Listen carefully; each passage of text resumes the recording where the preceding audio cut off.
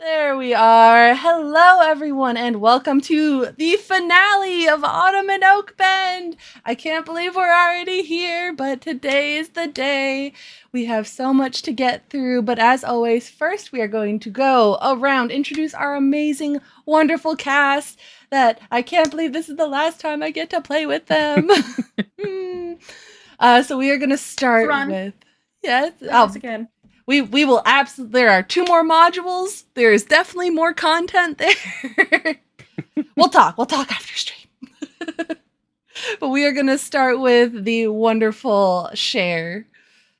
Hi there, folks. My name is Cher, pronouns she, her. I am a Black bisexual content creator and streamer, and one of the proud co-founders of Ladies of D&D. What? Woo! And you can find me on Twitter as GamerShare, and on Instagram and Twitch as ThatGamerShare.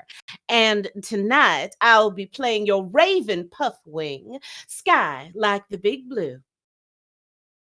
And we do love her. We are going to go now to Indrani. Everybody, my name is Indrani. My pronouns are she, they. Today I will be playing Titli, who is Oakbend's resident park ranger, who was missing last episode because she had some, park care to tend to and, duty calls. But I am back today and excited for for the finale. Yeah, I'm just I'm sad and also happy that we're getting to wrap the story up. But I know. I specifically put a mess of glitter around my eyes so you can't tell when I'm crying. Good strategy. We're now gonna go to Trey. Hi, I'm Trey. I use he, him pronouns. I usually stream with Dan over at Nat One Fun, and I will be playing Rusty, our elderly hop top who won all of the festivities for the festival. Mm-hmm. And yeah. He sure did. Absolutely cleaned house at the Leaping of the Hop Tops. And last but not least, we have Kay. Hey, it's me, Kay, of the she and they variety. I am a queer Jewish TTRPG streamer. You can find me at Critical K with 2 Ks on the Bird app and the interwebs in general.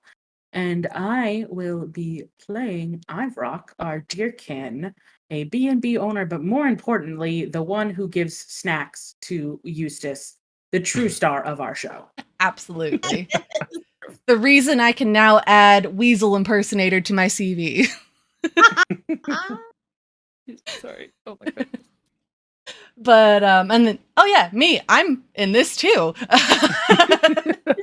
I'm not flustered, I'm not emotional. I am Rosie, your storyteller for today. I am a TTRPG variety crafting streamer of the Ace and Byrom variety that doesn't have the same ring as Kay's. I have been absolutely loving every minute of this. I am so proud and grateful for this cast, and you will see me cry today, but not now. We have too much to do. We are still raising money for that way. Yes, I know how cameras work. Starlight Children's Foundation. I have upped the ante as far as incentives. We do have our wonderful sticker sheets featuring everyone's lovely character art.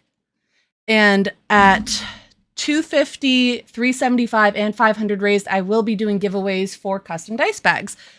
They will be about this size. They hold about 15 sets of dice. Oh, yes, y'all. They are lovely. I will work with whoever wins to pick out colors, both for the outside and the inside. Woo! They're so pretty, beautiful. y'all. Interior decorated, y'all. Oh my gosh. Look at that pretty We'll even let you pick the class. They are an absolute joy to make. I really do hope I get to make some for you all. So let's hit those goals. This is our last night raising for Starlight. It is with their Stream for Starlight campaign, which we're a little bit over because it was only for September, but they're letting us, not letting us, they keep it open so we can still raise funds for that particular campaign. I think that's all the housekeeping. Yeah. I kind of want to drag it out, but here we go, starting our last episode of Autumn in Oakbend.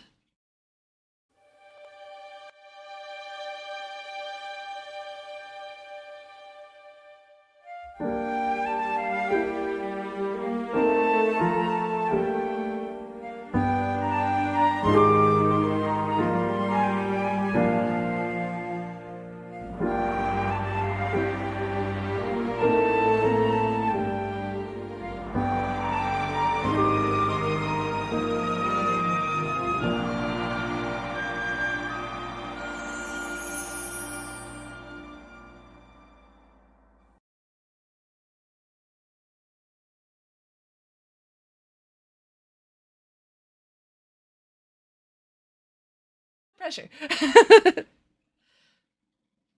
Let So me make we sure. arrive back in to- Oakbend. A ruckus has sprung up at Arcane Confections. Tithley, who was away in the morning, investigating the wider swath of land for what's going on with these Starslight flowers, has just arrived back in town to see not only the ruckus but her friends heading towards the ruckus. What is Tithley doing as she approaches the town?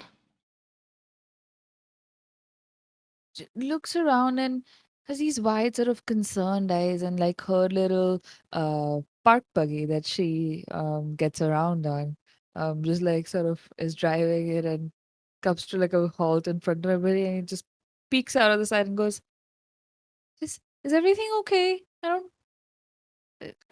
What's happening? Hey guys, I rock."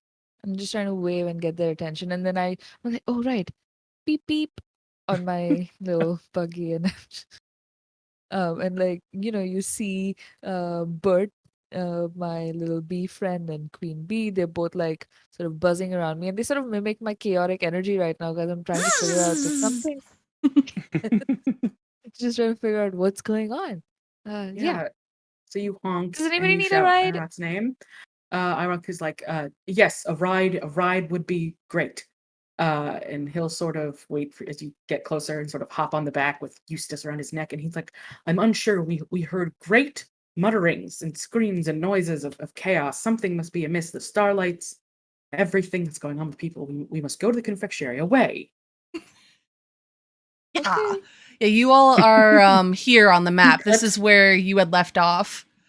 He clips the tiniest of helmets around Eustace because we're on a scooter. Where Oh did yeah, you this get buggy. one? He just No, has this it. magical buggy has all the things we need for safety and protection. So everybody has something that magically fits their heads, and little seat belts that perfectly fit their little, waists. So it's great. It's like I an love that. oversized walnut shell or acorn It's like shell. a Oh my painted walnut shell. God. Oh. I So now love the it. Eustace plushie is going to have a walnut shell helmet. Oh my god. Crying. I digress. So you all had been about here when you had been assisting Holly. You, Tithley, would have come down this path. I'm pinging it here. Come Yeah. through the gate and seen your friends in the town center. Arcane Confections. I had it. Where is it? It is not too far of a drive. So you're going to hop in, and it's going to take you probably about 40 seconds to get over to Arcane Confections. Amazing. Oh. I am obviously going to follow, safety and traffic and all of those laws, though I don't expect there to be much traffic in Oakbend. Mhm. Anytime there's a stop sign or like or somebody telling people to stop, even though there's literally no one else on the road, I will stop and I'll just like sort of anxiety shake back and forth, like, come on, let's go. I feel Make like sure we get country there safe. roads would be kind of the stop in the road, as it were, regardless, because people usually fall into speeding habits on paved roads. Maybe this is not necessarily a paved road in and around town, but so if you don't want to tip over the apple cart, you kind of respect the speed limit. Exactly. Yeah, manners and rules are paramount here in Oakbend. And that is why, even though there's only maybe about 4 vehicles in the whole town, there are still numerous stop signs and speed limit signs. All only hand painted, very charming. The only love speed it. limit, I'm sure that, depending on the urgency that Sky breaks now and again, is probably the speed of flight, depending on, how urgently her friends need her in a time of need. But other than that, Amazing. I love this so much. Rusty, are you hopping on to the cart? Absolutely. Wonderful. Sky, are you hopping onto the cart? Are you flying? Sky is bird on the wing, in the air already, flying overhead. Just to make sure to keep a bird's eye view, literally, on the situation. And it is apparent, both from the sky, especially from the sky, but also on the ground, you've seen that the town has been a little bit sluggish, a little bit empty for the morning as people are having trouble waking up, getting to work.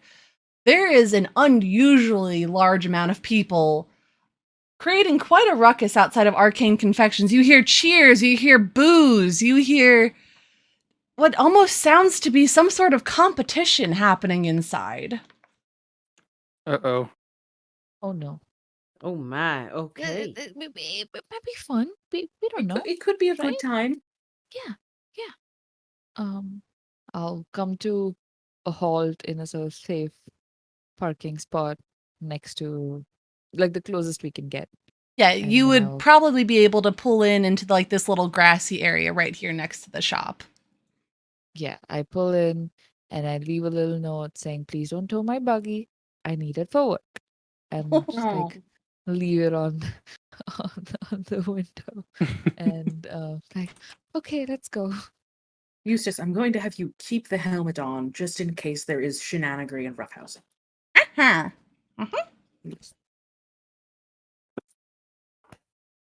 Yep, Eustace is All totally here right. today. All I right. love that. Love it. Sky swoops on down and alights and says, "All right, friends. Well, it sounds pretty raucous inside, but I don't know. I don't think it's any trouble per se. But well, just be prepared for anything. I always say."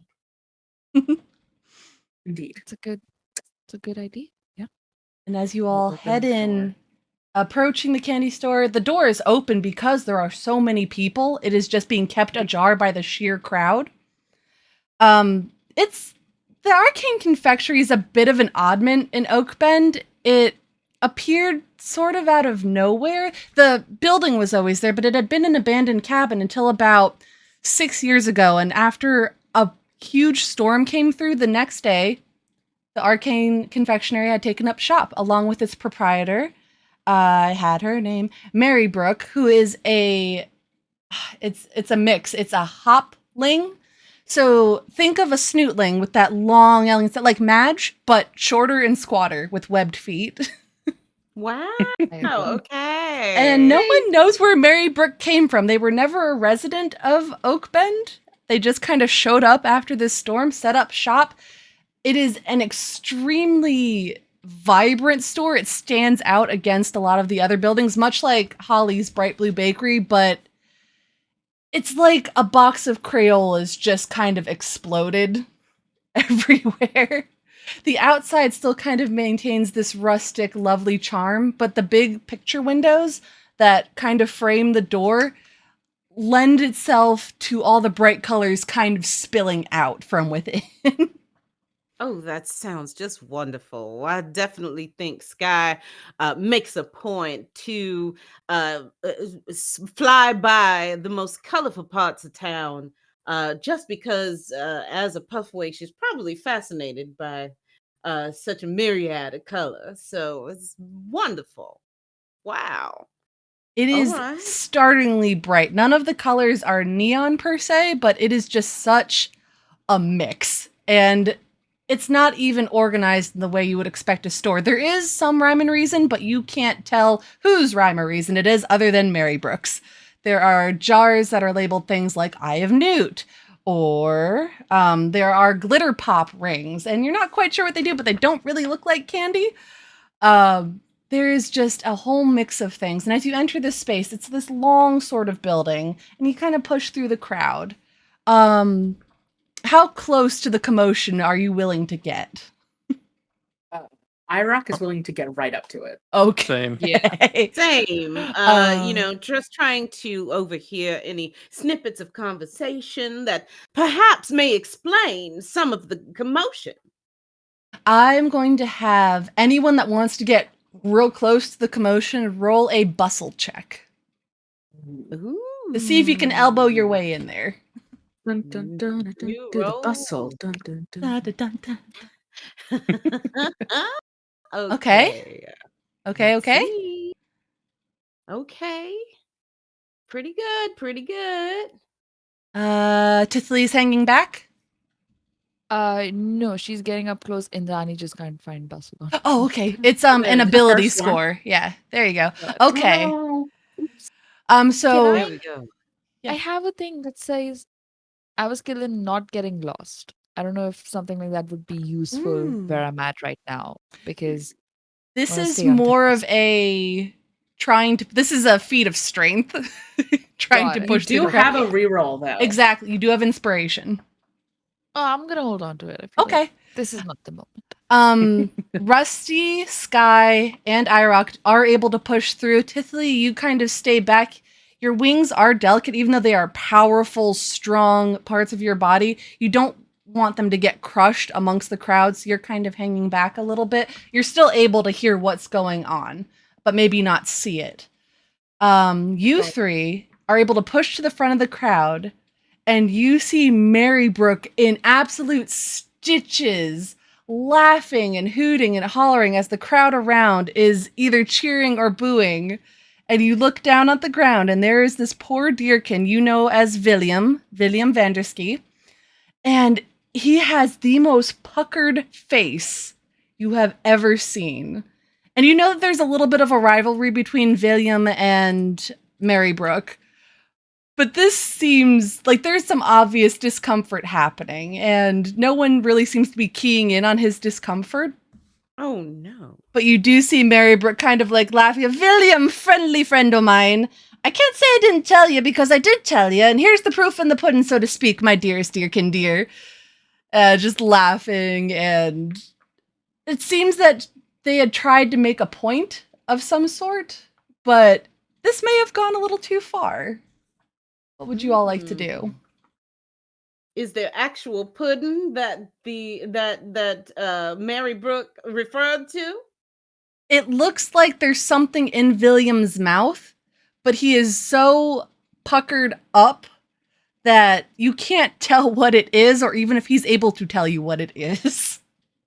Oh, I can't no. see this, but can I fly up? Maybe I'm like, never mind this, and just like Uh. get above the crowd a little bit, just so I can get a better view. Because otherwise, I'm just Pick odds or evens and I'll roll on, and yeah, and whichever, if it lands on what you pick, I'll say you can do that. never mind. Okay. So you try to, but this is because it was originally a cottage, the ceilings aren't super high. I will say that because there are so many glass shelves and bits and bobs and mirrors, you can sort of catch a reflection of what's happening in a display case behind the counter. Right. Okay, I think Yeah, no, I was gonna say, Arak, I think William may be in some sort of distress. Do you think there's something you might be able to do to help? I have an idea. And Irock is gonna sort of shimmy his way. He's moved past people, and he's gonna just sort of walk over and bend down toward William. Mhm. He's gonna look at Eustace on 3. William, just look at me. Look at me. And he's gonna take one hand, and he's gonna put one of his hooves on like this side of William's cheek, and then Eustace is slowly gonna come up on this side. He's like 1, 2, 3, and then they both like push, so he'll spit out whatever. What am I gonna have you roll for that? My goodness. Let's see. Ingenuity, is that God only knows. That is very clever. I will have you roll, because you're roping in Eustace to this, roll a fauna friendship at advantage, because that's very clever. Ooh. Okay, let's see. Fauna. Eustace is the unexpected like joy that has come out of this. Yes. He's Louise. Oh my gosh. Oh, no. It is Oh, too goodness. strong, so you both push, and it is very well timed, but the sour, it's too much, and William is Oh no, poor William. Oh my Oh, goodness. this might be more than even I can handle. Oh, William, what have you gotten yourself into? and Mary Beth. Mary Brooke, yeah. Oh, Mary Brooke. Sorry. Yes.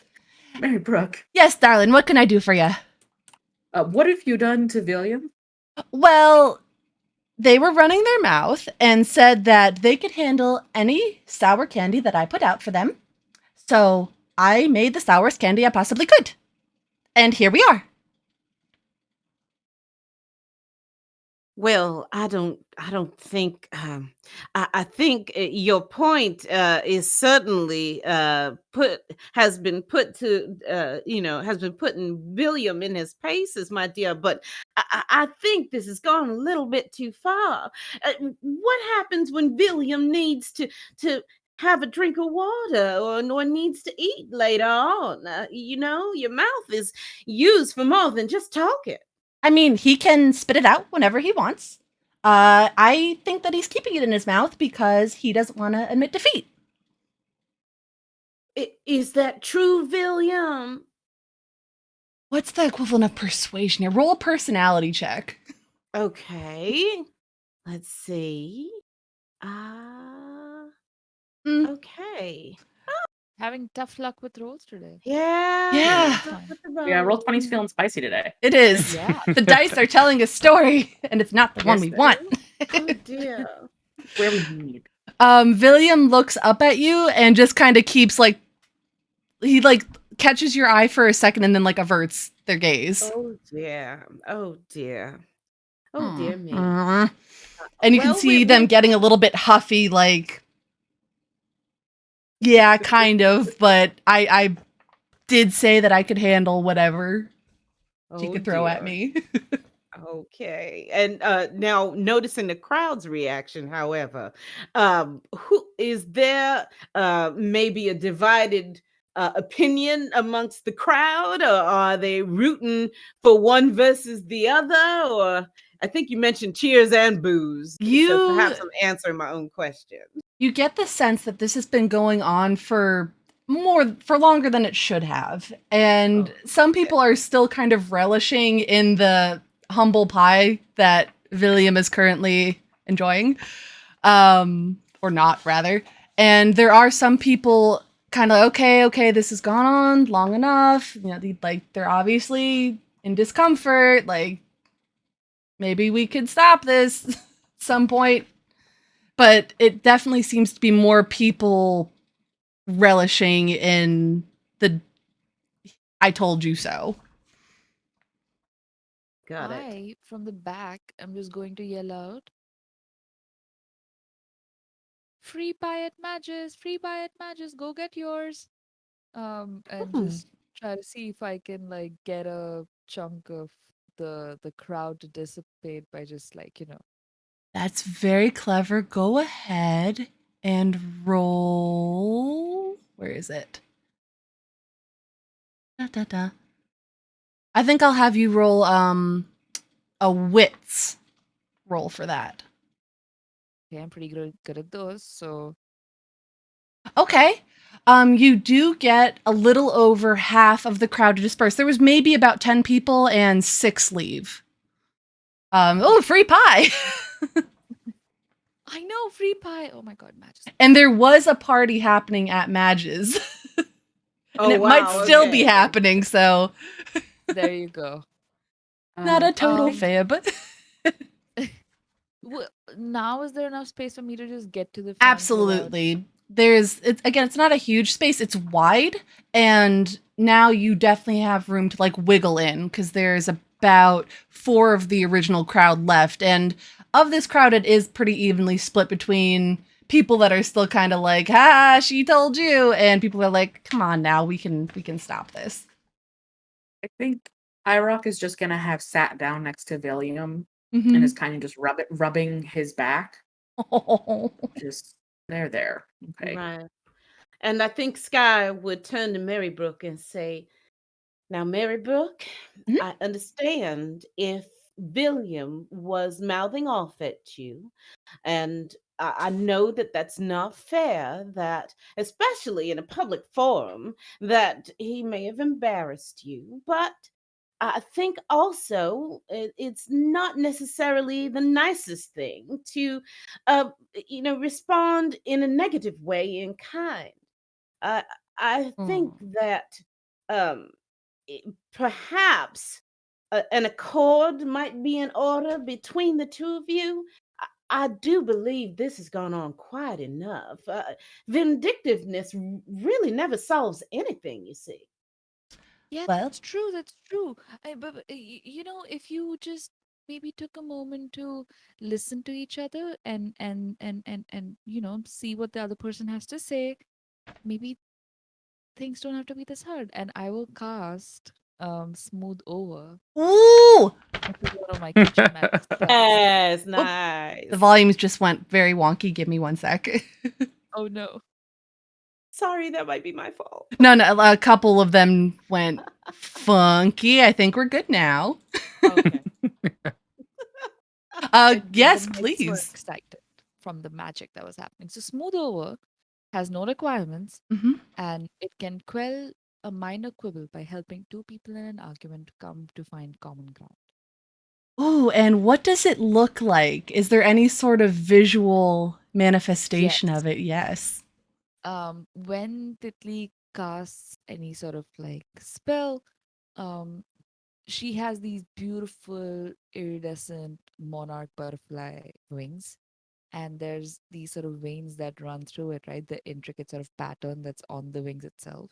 You see the sort of like shimmering gold light sort of spread out and across each pattern as she casts the spell.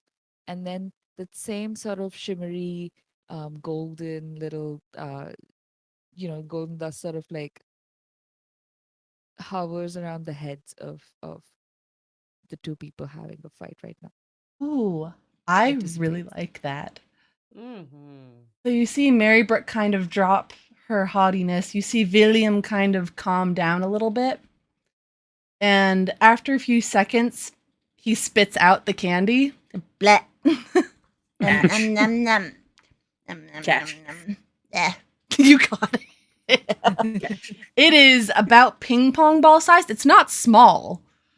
And it is sticky and goopy, and it is actually kind of crackling with some sort of essence. Oh, okay. Well, I rock. Do you see any special qualities about There's a shine to it. Yes. Something, It's one of a kind. it? Mayor Brick, you got any water that we can get for William here? Well, that won't really do much good for that, but I do know that Holly carries a calming coffee caramel that should do the trick. I don't have anything like that. I specialize in the sour and the weird and the sparkly. Nothing really that would help with this. Water certainly won't help. Water will make it worse.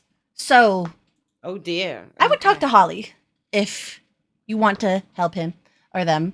I mean, I did do a bad by enchanting it a little bit. I put some shock magic for extra sourness, but that was probably very unkind of me to do.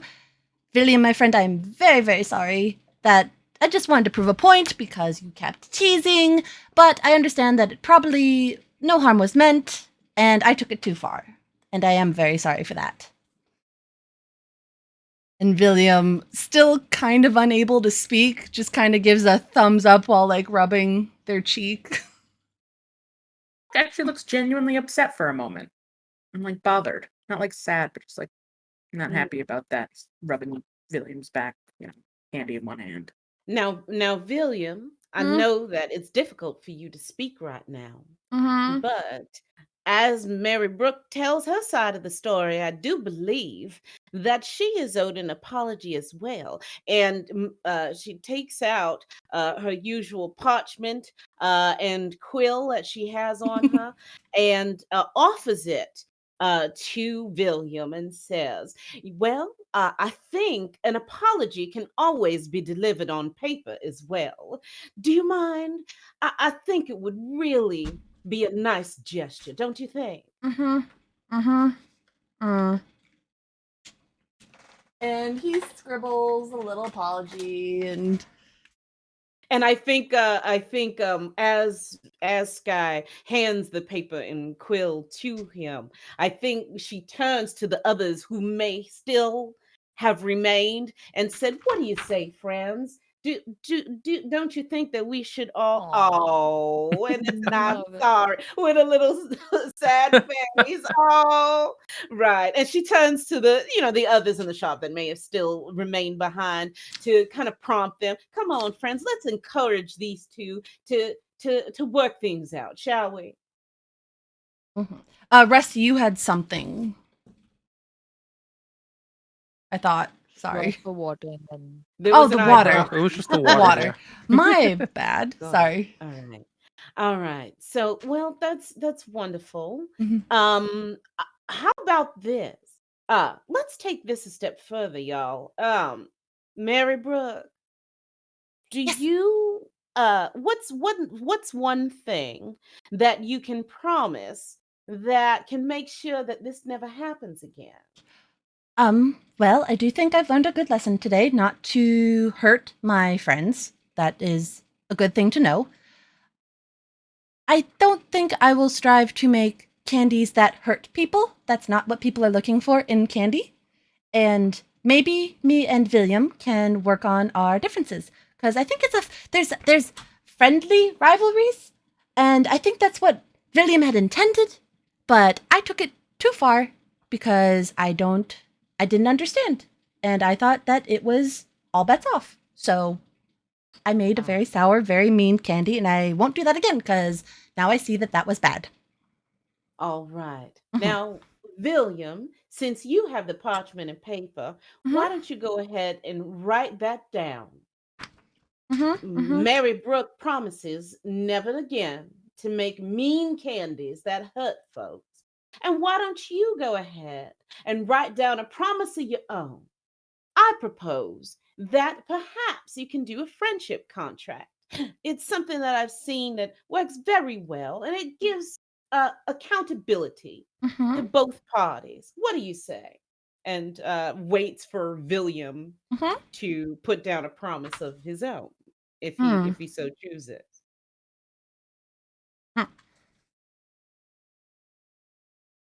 Oh, I'm anticipating. I can't wait to see what he writes. yes, me too. Peek over William's shoulder to see what they're Just writing. call me Dr. Sky today. I don't know how I got on this tangent, but okay, we're doing this.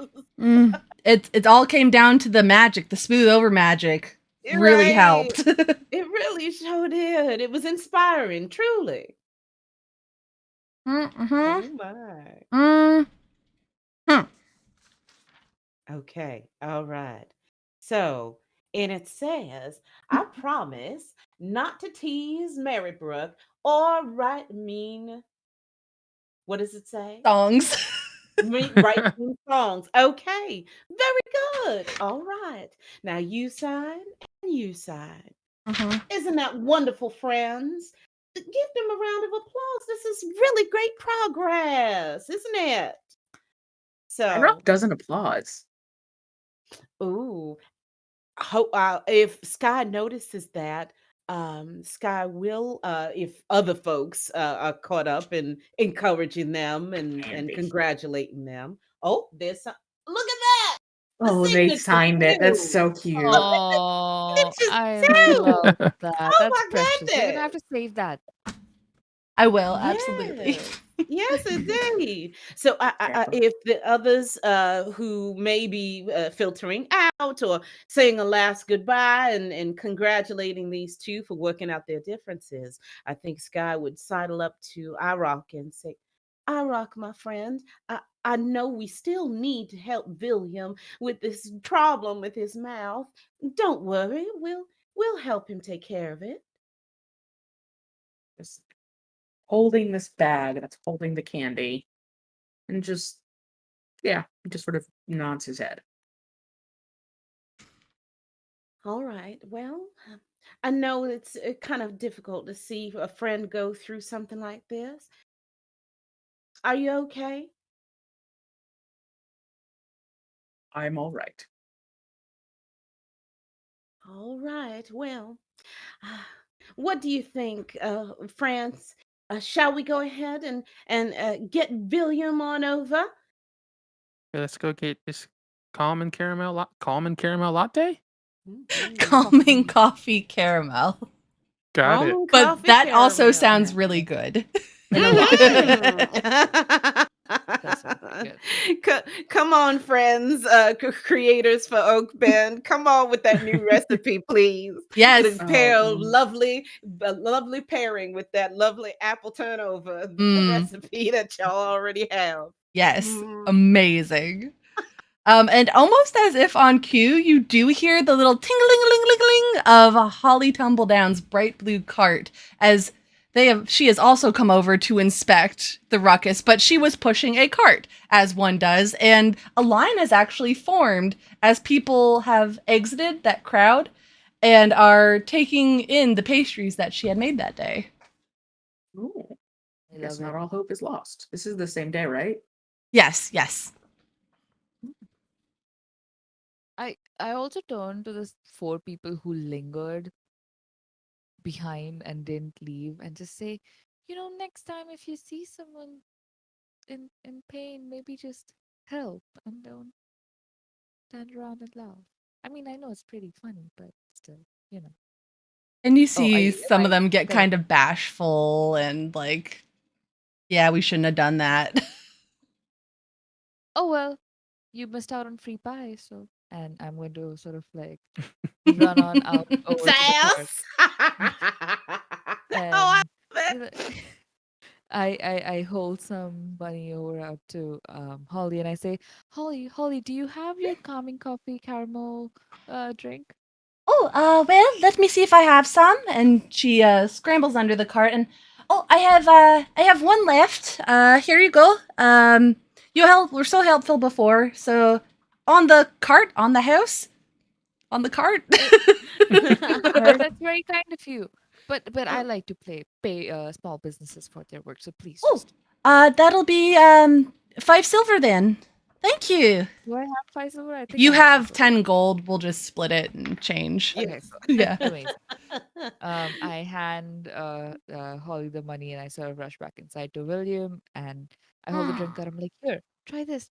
This might help, right? Oh, that is so much better. There we are. Ow! Mary Brooke, what was that all about? Well, you were running your mouth, and I didn't like it, and I am sorry. I won't do it again. Okay, that's fine. It was tasty for about the first half second until the magic kicked in. So maybe just don't add thunder next time, and we'll be fine. Noted, I will take that down to my recipe book and make some more, but not today. I've learned my lesson. I think I might close the shop for the rest of the day. This has been weird. And you see Mary Brooke kind of like trail off into thought, and William turns, thank you so much. That was not ideal. I probably should have spat it out sooner, but I didn't want to embarrass myself in front of everyone, and Well, my friend, I hate to say, your pride, unfortunately, did that job just as well. So yeah. perhaps this is a lesson for everyone involved, certainly. I'm just so sorry that you hadn't had anyone to help you before we got here. But I'm glad we were able to help make a difference at least. Oh, absolutely. Thank you so much, Tiddly. That really helped. Yeah, Ah, nice. I think I might go home, rest this off. Might have to go to the wellness center. My jaw feels awful. Probably cramped from all the Yeah. Right. I think IROC is going to pull one of those sachets with the beautiful little bright blue powder. And Mhm. say, uh, drink this later. The warmth and unless there's also he'll like dig through his bag and grab a couple others. So there's some turmeric and some chamomile leaves and some ginger and some peppercorns. Uh, these in addition will soothe with warmth and heat.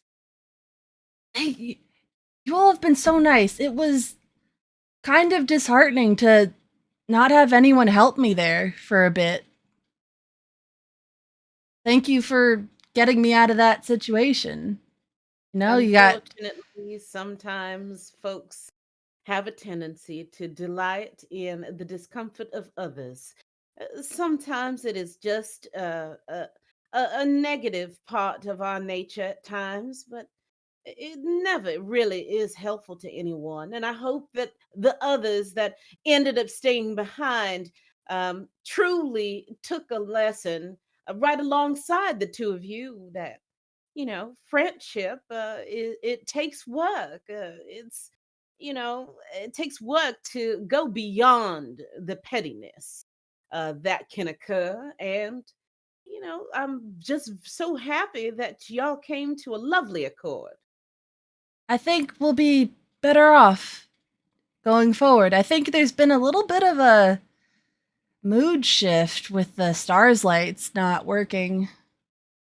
It's I think everyone's just a little on edge and not themselves, I know I haven't been sleeping well, and this definitely didn't do me any favors. So I think I'm just going to That- take the afternoon and rest this off. I've definitely learned a lesson here, I think. That's right, the storyteller. Mhm. I do think that we still have a potted one You among do. us, do we not? What does it look like right now? Rusty, you are the one holding it, and you do notice that it's looking a little bit chipper, more chipper than it did before this incident at the candy shop. It's practically glowing. It looks like there's still a few leaves that are a little wimpy and wilted, but overall, it's looking pretty darn healthy. Also, just make sure, every night when you go to sleep that we need to not take for granted what the stars light do for us. So, just be thankful. And I would even go as far as to say thank you to the stars light every night before you go to sleep. Talking to flowers, I have heard that helps them grow, but I will specifically thank mine when I get home. What a peculiar idea, but if that's what it takes to fix yours is looking marvelous. So there must be Yeah. something to that. Thank you. It took a lot of work to get it back up and glowing, but you have to do what you have to do. Oh, that's very fascinating. And William is starting to exit and kind of ponder to themselves and head back to their home, leaving you pretty much alone in Arcane Confections, aside from Mary Brooke, who's sort of adjusting shelves and things, even though there really is no order. Maybe there is to her, but it seems more like busy work than actual organization. If we look outside her window, or we look around the bakery, do we see any starlights that she keeps either inside or on a patio outside or in a garden outside? How are they looking? Let's see. I need whoever wants to look for this, roll a noticing check. Ooh, I think I have some proficiency in that. Let me double check. I do. Ooh. So yeah, we're gonna Nice. try that. Here. There we go. Right. Right. Irock, you are the one to notice it. Oh, nope. Tithley notices it first. You catch it just before Irock does, but as you're kind of scanning the store, there is a coat rack. And in an upside down sun hat that's kind of precariously hanging there, there is you can't really call it potted because it's just soil in a sun hat, but there is a starlight growing out from that sun hat, and it is looking a little bit weathered, but there is a soft glow emanating from it. I'm going to point that out to Irock and everybody else and say, Hmm. Does this one maybe, also? Oh, sorry. maybe these. Does it seem like the plants are the stars lights are withering where there seems to be distress, I think and so. I think when it's sort of the stress is healed for whatever ways or reason, the plant seems to come regain some of its strength. yes, they're very empathic. I read a book at the library earlier today. They're very empathic plants, and Well- they take so much care of us that when we are distressed, they need something else. And I think Iraq has sort of gone over to this flower in the hat and is kind of circling it a little. Mm-hmm. We could, I And mean, I could just talk to it. I mean, it's a plant, yes, right? I can talk to yes, plants. talking And to plants. I'm gonna rest my sort of hands very gently on Yeah. the plant hat. And can I use Flora friendship Absolutely. to That's what we've been using to talk to plants. right? And just be like, "Hi, I mean, I hope you're okay. I was wondering what's wrong with your fellow stars like plants. Do you know why they're going so dim? Go Could you ahead and help make us, that please?" roll. Okay. Um, You got it. let's go. Ooh, Nice. very nice. Heck yeah, Um, heck Good. yeah, yeah. Flowers don't really have a spoken language, but you spend so much time out in nature, you have started to attune to, especially to Starslight, which do have that empathic sort of quality. You are able to detect the sense of them, if that makes sense. And in talking to this one, you don't get full sentences necessarily, but you get feelings, you get stress, you get competition, pettiness, all these sort of negative emotions, and then at the end you get resolution, as feeling as the most like recent thing that it has felt, and that's why it's perking up a little bit. So that seems to like more or less confirm to me what our current theory is, that they're stressed out by like, any conflict that's happening around them, and resolution of said conflict helps them sort Absolutely. of come back. And I turn around and I say, "Yeah, I mean, my little buddy over here," and I point at the plant that I was just speaking with, say that it seems like, that it sort of like feeds off of, not feeds off of, well, really feels the sort of emotion and nature around it. So like when there was competitiveness and pettiness happening between um William and, I don't want Maverick. to speak too out loud because Mary is right here. Say They're just like it's organizing things. yeah. It seems like the resolution of the conflict seemed to help. Maybe we can go around looking at, seeing if people need help, or seeing if there's anything that's troubling others, so that we can perhaps help them and bring the stars light flowers I back. think that is a good idea. I think helping solve problems, creating good environments where their empathy, as well as showing them tender kindness. And I look and I see, does the other, we mentioned that the one that Rusty has some withery leaves. Does this one have any withered leaves? Or leaves that are like The shriveling? one that Rusty has is definitely doing better than this one. Mhm. The one in the But does this hat, one? it definitely is like, it has a glow, but the plant itself looks quite shriveled. Like Okay. it's not Are, doing great. are there any leaves that are just like dead on it? We'll say there's one leaf that is like completely dead on it. And then I'm going to reach out and gently stroke my thumb along the stalk Mhm. of this plant and say, there, friend. You also need tender care.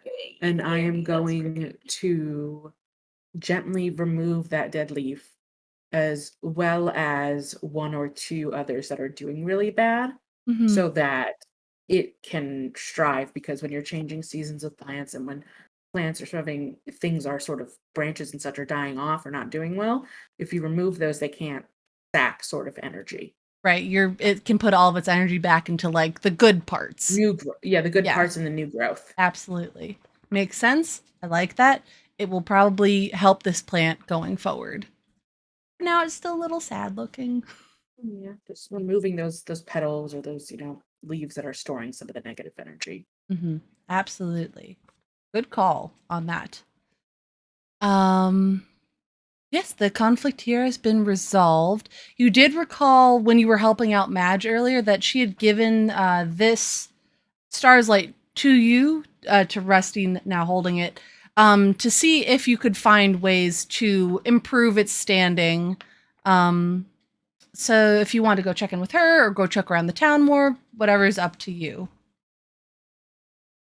why don't we all get in on the buggy and just sort of drive around and take the long route back to Madge so that we can just like, keep an eye out for.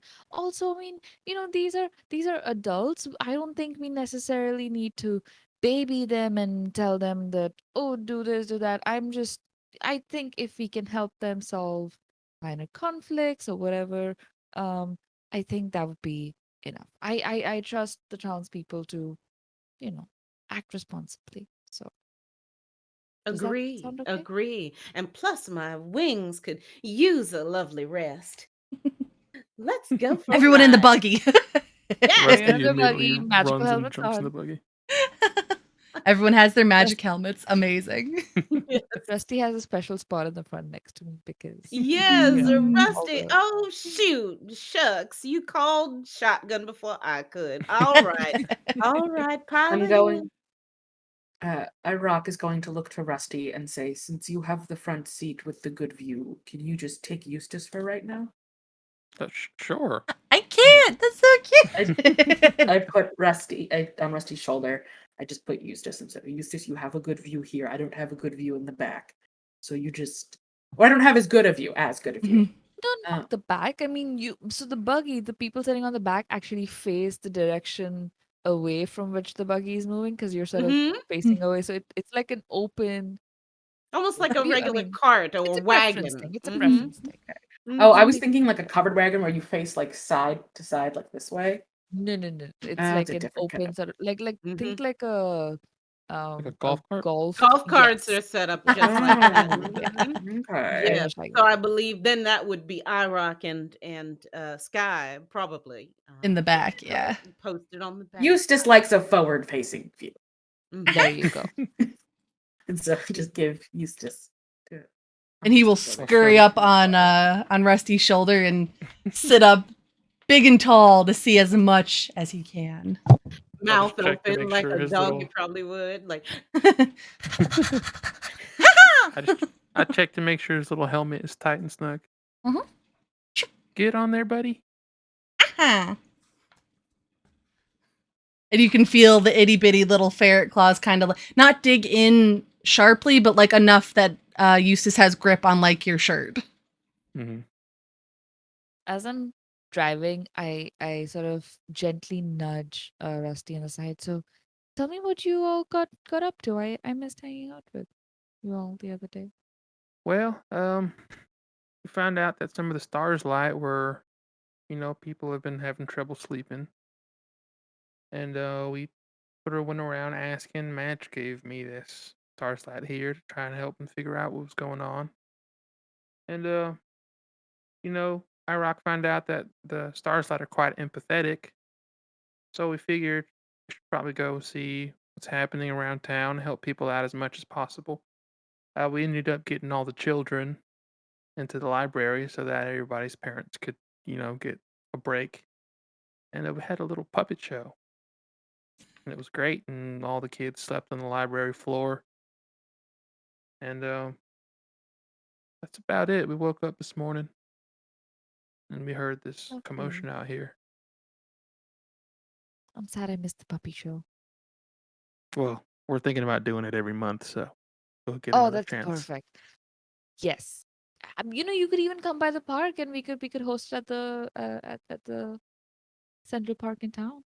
Oh yeah, we could camp. We could have like a Yeah. camping thing and with all the kids. Oh my God, yes. It's gonna be great. And Titley sort of like originally like shoulder slump and like puppy show that I couldn't make. And then when we say that we can do some more of these in the future, like I perk up again and keep driving. And I say, well, how are the three of you doing? I mean, it's a lot of work, just going around helping people out. But how are the three of you doing? Sky kind of turns an inquisitive eye towards Irock and says, well, I know that I feel better seeing our friends certainly come to a peaceful resolution once again. And it does seem like, for whatever reason, around town, the times when we are able to help contribute to smoothing over certain situations that have been happening here and again lately. I mean, it's a really great feeling. I know I feel good about that. I just hope that everyone not only takes a lesson learned from what's happened, but also feels better about the way things have turned out. And I think she kind of nudges Iraq just a little bit.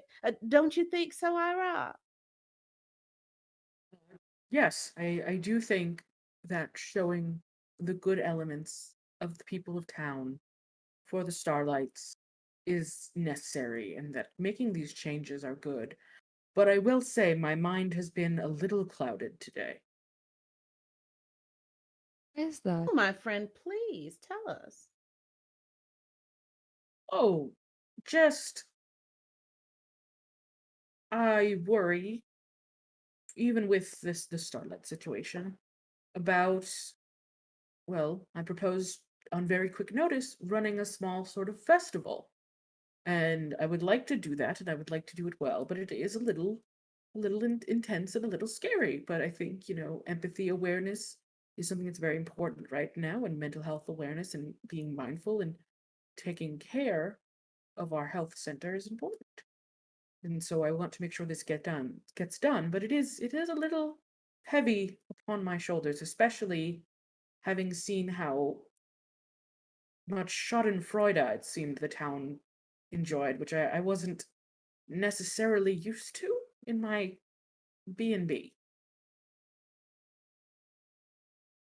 Well, Iraq, you don't ever have to do anything by yourself. You can always lean on us. I'm not really of the same mind as you are, but I'll help in any way that I can. I'm sure they would too. Of You've course. got Eustace here. Yes, I do. And Eustace just fur blowing in the wind. I love He's it. got a little scarf now. He's like taking some loose fabric. Where did he get a scarf? It's from Rusty. It's from Rusty. It's some loose fabric from the end of Rusty's shirt that might have gotten cut while he was gardening, and now he just has like hemmed a little plaid sweater. You with can just say you want scarf. accessories for your plushie. I just want accessories. That's all I want. He's got a little scarf and a little walnut. Oh my Fan art, gosh. please. It's so Fan art, sweet. please. Baby. Of Rusty and Eustace Eustace. riding in this golf cart Buggy. together. Amazing. Eustace with the walnut helmet on and matching plaid to match Rusty. Oh my goodness. Okay. Back to the golf cart. We are heading where? Tithley, you're driving. Yes. So my hope is to basically sort of circle around town slowly. So like Yeah. starting from wherever we are. You are like, taking the here. road. So and we need to go to Madge's, who's right next to us. Mhm. But I'll sort of like let me I mean, you'd have to hop through a lawn. There's no straight road there. true. That's true. Sort of like this way, and Okay. then this way, and then this way, and sort of like just circle around. And if there's any ruckus or any sort of commotion that we come across, sort of make any pit stops we need to before we head to Matches. Absolutely. Okay, so you're heading clockwise around the town. Yeah. Math. Not really, but terms. So you're staying onto the road. You're going to take sort of a wide loop. You do see that the crowd has kind of dispersed around Holly's cart. Many a pastry in hand. They seem rather cheered up. As you go through the town, it is pretty darn quiet. You notice that as you sort of pass by the mayoral manor, this is the library. As you pass by the library, you see like the last little trickle of kids coming out after their nap, seeming in brighter, happier spirits. The parents seeming a little bit happier that their kids actually got some rest, which has been in short supply. Up and around the mayoral manor, it's quiet. The lights are out. I mean, it's daytime, so it's not like they would keep a bunch of lights on anyway. again, it's overall pretty quiet as people are trying to catch some sleep in these daytime hours when they're not able to sleep at night. But as you kind of make your way around the Crescent Moon Winery, Andros, who you have had dealings with before, kind of waves you down. Oh, hello, friends! Friends, please! I could really use your help. The buggy comes to a slow halt. No. I tried. Uh, oh, I'm sorry. Uh, is- what do you need help with? I call out from the buggy, sort of like peeking out again. Well, as you know, Joe has always tasked me with things to do around the ranch, and as you saw last time that you helped us, I don't tend to do them when Joe asks, and that has gotten me into yet another situation, and it's a mess. There seems to be something going on in the wine cellar, and without the star's light, we can't go down there because any other light would ruin the wine. But there's no light now, and between you and me, I'm very much afraid of the dark, and Joe can't make it down the stairs. So if you could please figure out what's going on. There's a noise, and that makes it even more scarier. And I don't know what to do. I'm trying not. Joe is able to sleep now, so I'm trying to let Joe sleep. And I'm trying to get this solved so that we can resume business. Business has been picking up since the leaping of the hop tops, and I want to ensure that that keeps going to keep Joe happy because we've all been rather down the past couple days. When Andros brings up going down into the dark, you all probably see an uncharacteristic fall come over Oh. Sky's face.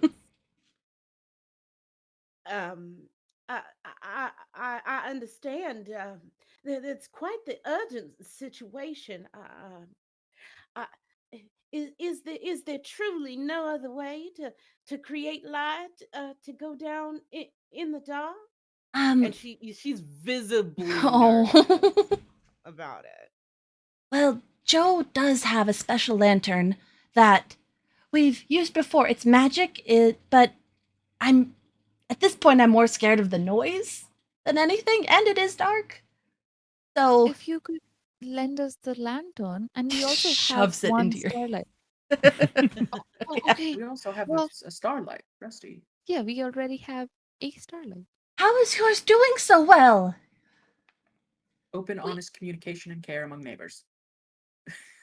Quite a succinct summary, but yes, by all means, that's exactly it. I mean, yeah.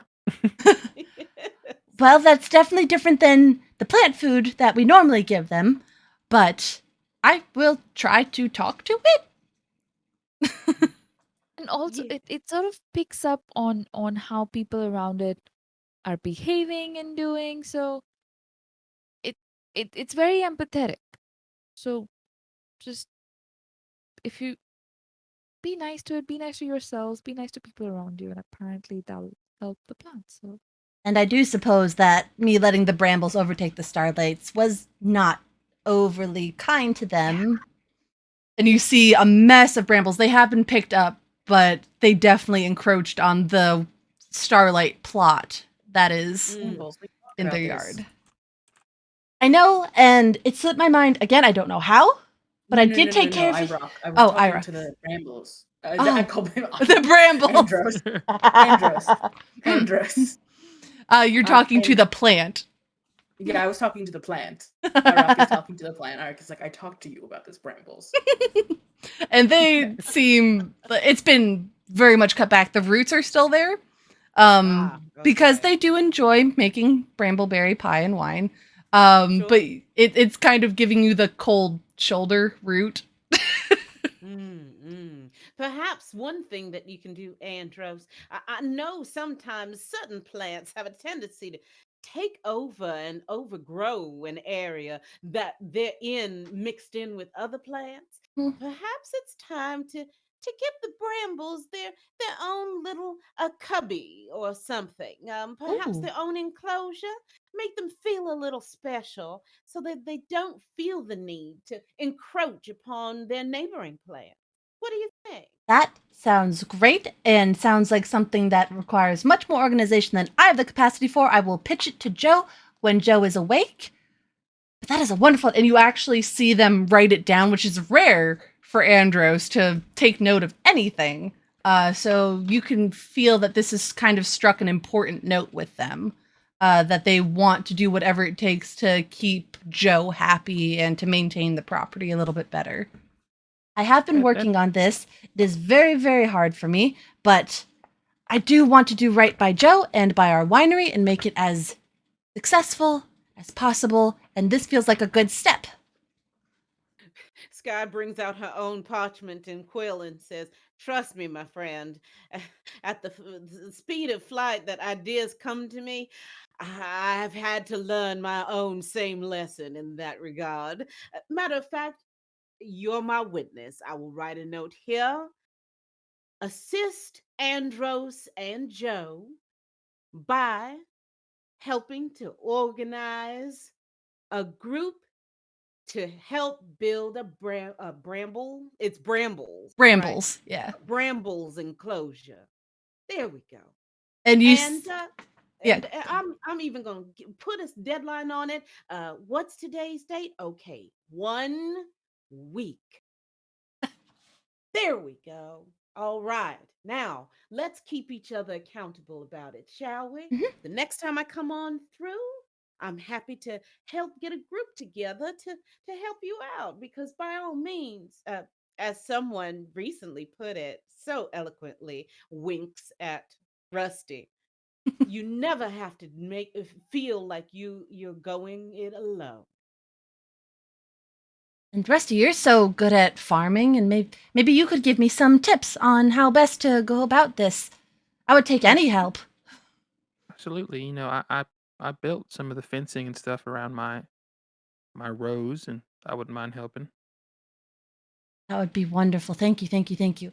But yes, here you It's not go. the basement problem, Yes, right? The cellar basement. problem. Yes. Well, Oh dear. okay. Well, Uh, I I look at Sky and I say, if you want, you can keep them company while the three of us go take a look at the. We'll Darkness. protect you. If you, there's nothing to be scared of. well, I'm so embarrassed. I, I do believe that uh, it it it's a good idea to go along with, and you know what? I couldn't think of a better group of friends to help me face my fears. Um, Yeah, of course. there, How about there. this? Yes. When we go down, we'll all stand by your side, and one of us so will be in the front so that you're protected from three sides, which is pretty good, I would say. Sky, would you Rusty, like? my friend, do do you mind if I hang on to that? I was Pointing at just the gonna I was just gonna ask you if you wanted to hold the stars light. Also, if you wanna like hold my hand or something, I wouldn't mind. yes, please. And she will take the pot in one hand and then take your hand in the other and say, "All right, I'm ready. Let's go help our friends." Amazing. Irock, did you have something you wanted to add? Okay. I'm good. So you see Andrews kind of like fuss with some basement doors. It's an out-facing door. It's not within the ranch house itself. And they have little crescent moons painted on them. It's very cute. And Andros opens both doors, and it is quite dark. You can't quite see the bottom of the stairs. But it is a wide stairwell leading down to a dark, not dank, but because it is very well handled as far as keeping wine. Joe has made sure of that, giving Andros very specific instructions. It is dark, and it is the perfect humidity for wine. Sure, very cool, I imagine. Yes, as Cooler you descend, temperature. it does get distinctly cool. The weather outside is already cool. it gets even colder as you progress down these stairs. What time of day are we at topside right now? About 3 in the afternoon, maybe 4. Okay. Mm. Okay. So we are losing daylight a little bit. All Mhm. right. All right. Well, Rusty probably feels uh, Sky's hand tighten just a tiny bit, not enough to be hurtful, but steels her resolve and descends with everyone. If you need this, Sky, you can we can wait a second and take some deep breaths. All right. Whew. Yes. Yes, Whenever little you're ready. starlight. And she speaks to the starlight. She says, "Little starlight, I know that we're going to a place that is not very well lit, like you probably like, but I know that you will help light up the darkness. And for that, we thank you." And Mm. okay, Rusty, okay, all ready, let's go. And you descend Okay. down. Yep, go ahead. Don't know. I thought I heard someone. So you descend down, and again, it gets cooler and darker as the sunlight recedes behind you. It's not a huge basement, enough to support the winery. There are several shelves with casks of wine you see labeled red, pink, blue, the various wines, and then one smaller shelf for just bramble wine that you detect is quite a recent addition. I would like whoever wants to roll a noticing check as you make it down to the bottom of these stairs. All right, let's see what we Ugh. can do. Oh no. You're what's minding Sky, happening? it's fine. Yeah. Oh no. Let's see where. Oh, boy. Oh, oh, come on now. Let's get it on. Let's go. Come on now. okay. So, Hey, uh, there we go. Sky, because you're holding the starlight, you have just that hint more of direct light that you have the visibility to. And Kay, it's actually Eustace that notices, with his nature Eustace connection. knows too. I love this. Okay. But you see Eustace's head kind of dart over to one side, and Sky, your eye also catches something, and you hear a little tick tick tick tick tick, like little itty bitty footsteps. Oh, Eustace. Mm. That sounds like you, but not you. Mm-mm. right over there, friends. Right over there. Sky will point to exactly where she heard the sound coming from. Extends the starlight forward just a little bit Mm-hmm. to help everyone get a better light. And as you extend the light forward, you hear the tick, tick, tick, as something approaches into the light, and then oh, as a fabled mushy from stories. You've never seen one in person, but a little bipedal mushroom friend with almost in a weird sort of way they're dressed up. There is a ruff made of leaves. There is a little bow made of flower petals. It almost has like little reed woven bracelets. This is a very distinguished mushy. But I love this. they are fabled. They are not meant to be real. You've only ever heard of them in stories, and here is one right before your very eyes. You all, are you all seeing what I'm seeing? Is that the Mushroom King? Oh, That the mushroom came from the You are so perceptive. I mean, we just did a play about it, but really brought to life right before our very eyes. It's incredible. I kneel. I bend the knee. I bend the knee to the mushroom king. Yeah, My goodness. Take my hat off. I do the same. Mhm. And An can I awkward use bow, surprised bow. Yes, Tithley.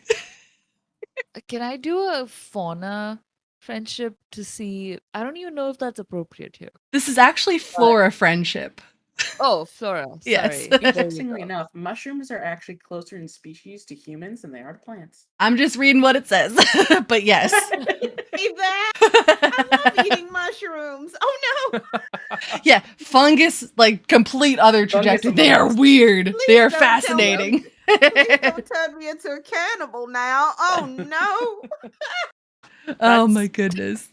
So Tiffany, go ahead, roll your flora friendship or fauna. We'll say either, whichever is higher for you. I have, I think, in fauna friendship. Oh, I have it in both, so I'll do flora.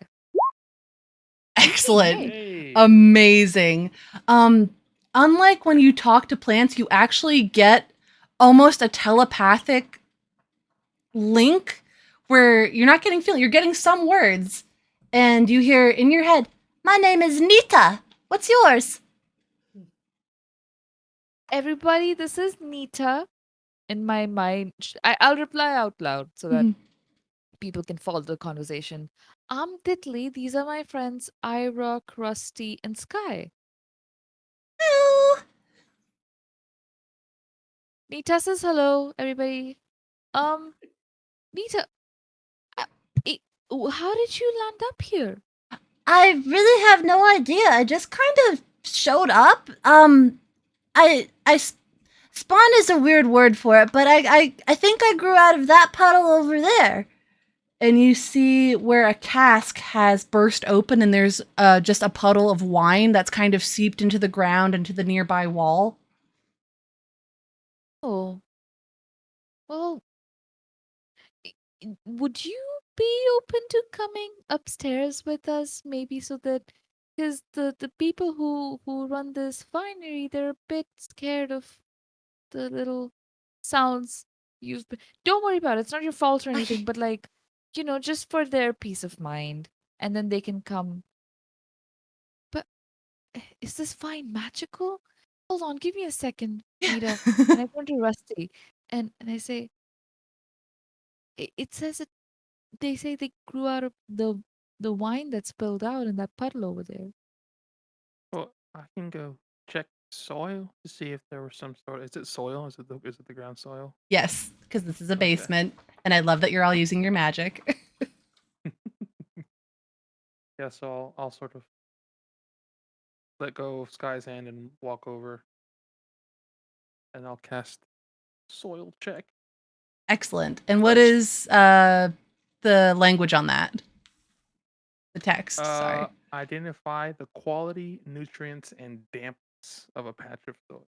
It is extremely damp. I will give you that for free. Um, it's odd.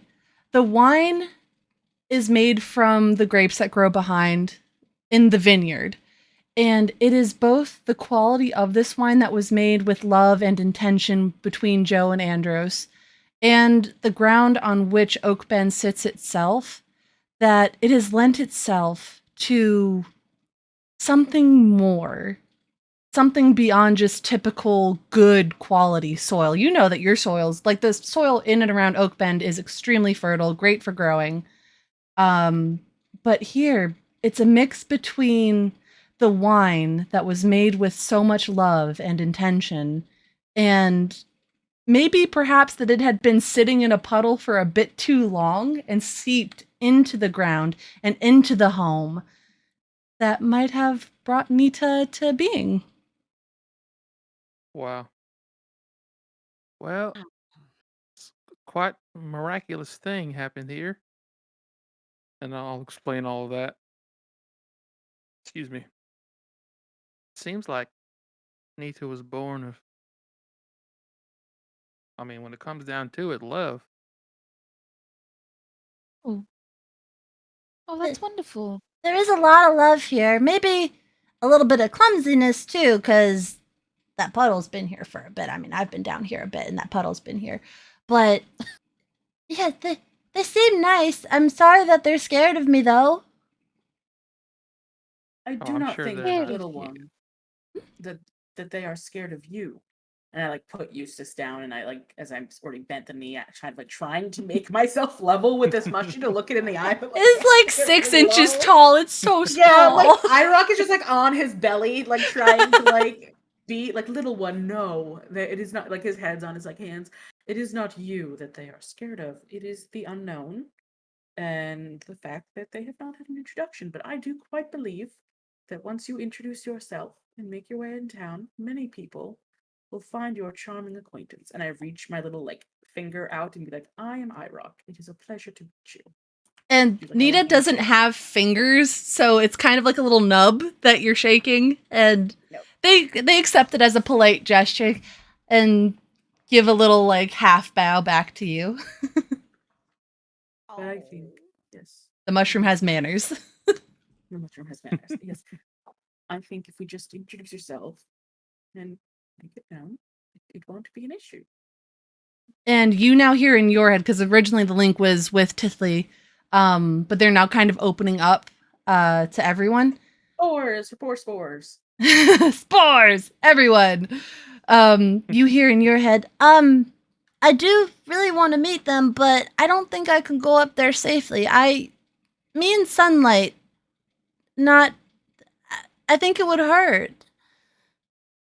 Oh, well, friends, I think that means that I guess we need to perhaps wait until twilight a little bit. Perhaps can we do that? Oh, I mean, if you want to live here, Nita, that's. I mean, certainly you could figure that out. But the Madge has a greenhouse. We have we have optimal sort of conditions for different sort of plants and fungi like little you, because you're a fun little. Sorry, that's a bad pun. I like but it. um well, if you wanted, we could find you a really comfortable home. That sounds great. I would love to meet others like me if there are. I haven't ever met anyone really, but especially anyone like me. You all are very big. Very Eustace big. is of a similar size. Yeah. I like point to Eustace. And Eustace This is is bigger than 6 inches. Surely. Sky Or does her longer, best maybe. Yeah. to will end up kind of like how ducks and other birds kind of just end up sitting on the ground as they can, but still very tall because she clocks in at 6 foot almost. Y'all are So, some tall folks. yes, I think except for Rusty. Yeah. she does sit right on down and say, "Oh, I am so sorry. My apologies that we may seem a little intimidating due to our size. But here, would you care for a lift up?" And she offers her wing for him to climb on up.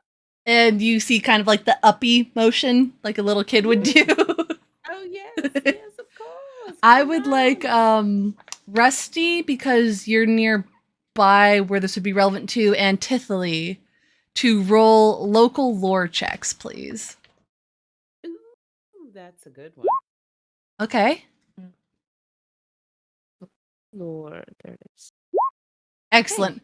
Both of you recall, and this was so briefly mentioned in the first episode, Efferzen, who runs the Sage Sausage, is obsessed with mushy lore.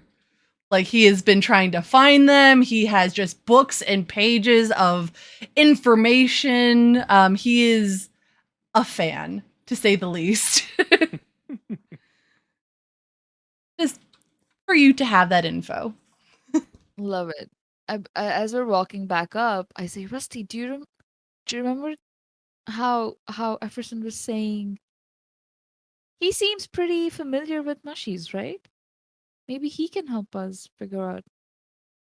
Oh yeah, he did say that, didn't he? Yeah, Yeah, maybe we should go talk to him. yeah, we can do that.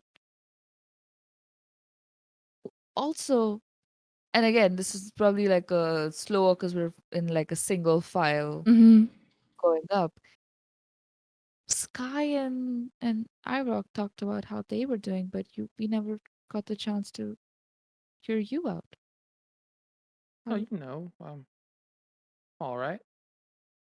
It's kind of hard sometimes when you see people in conflict, and sometimes I tend to hesitate or freeze up, but it feels good when stuff is resolved peacefully, and I'm thankful to have y'all here with me. Buddy. And as literally, I'm assuming behind you, she rests both her hands on like your shoulders and sort of leans forward and says, "You know, I get that sort of fear of just freezing up, but you've been doing so much good and you've been helping so many people. You know, I'm I'm glad that you're with us." And Thank you. I'm glad to be here, and I just want people to know that I'm here for them. I think they do. You're great. Okay. Oh, All my right, heart. keep it moving. I I yell up to people who was at the front. Amazing. And as you all ascend, and I'm going to give this to you just because it will be so apparent because it is so dark down here. As you're heading up the stairs, you do see where Andros had placed starlights at even intervals for light in the cellar, an ever so faint glow as they start to pop back to life. Not enough to like give full light, but enough to be quite noticeable in this dark space. That's certainly encouraging, though. That's amazing. I think as we travel up, if it hasn't quite hit twilight just yet outside, Sky may turn to Rusty and say, "Rusty, do you mind if I borrow your hat for just a moment, please?" Take it off. All Sure. right. Thank you kindly. And gives shelter to our little friend, right, perched on her shoulder. This is to make sure that the sun doesn't bake you too badly as it's going down. You won't need this for very long, but it should help. And it completely envelops Nita in here. This is great. Thank you so much. This is so much better. Hold on to it now and just gingerly, carefully I move. got it. Okay, there we go.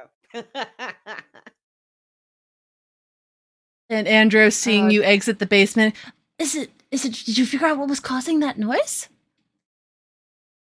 yeah. Do you know what a mushy is?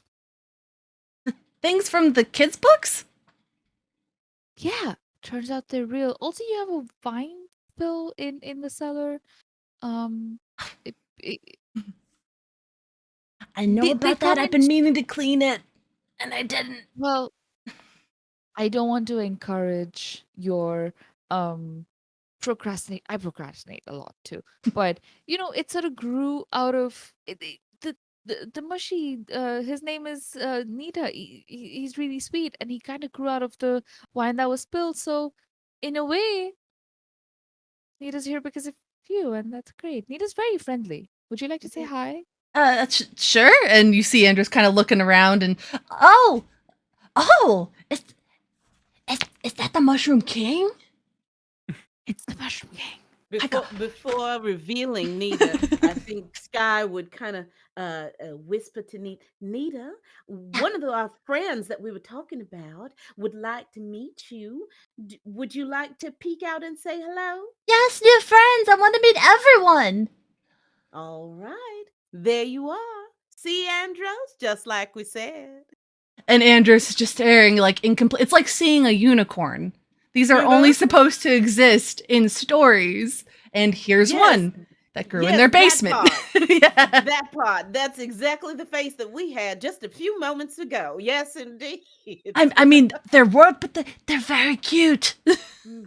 Yes, but making sure to protect him. Apparently, the sunlight kind of injures him a little bit. So would make until it grows to full twilight, just keeping keeping him sheltered for now. That sounds like a wonderful idea. I do know that Everson is obsessed with these things. Everson will love this. Oh my goodness. And Andros just kind of like is beside him. He's seen a unicorn like this. Yes. He's just aghast. It is that Now, all before you that get little too thing was making excited. all that noise.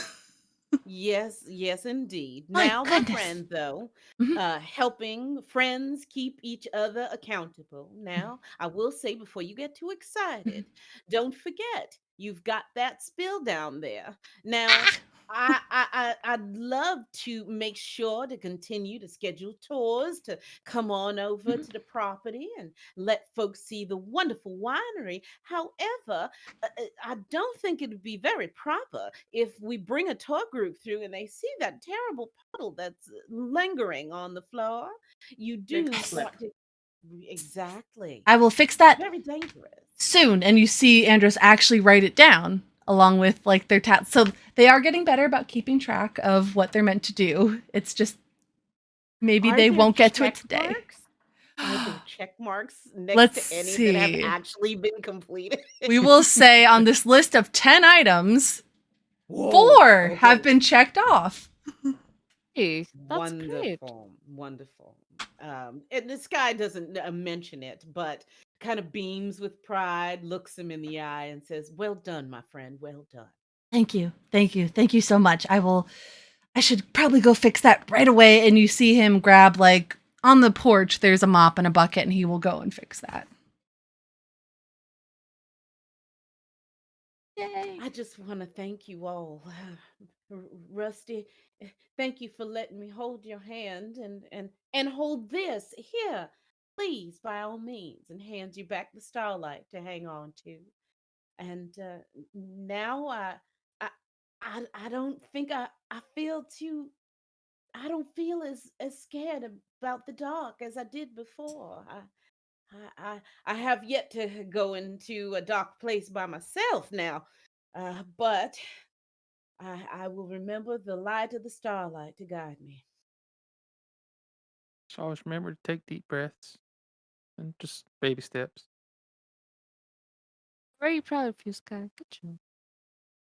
Yes, very good job, Sky. Where would you all like to head to next? I think we should ask Nita. Do they want?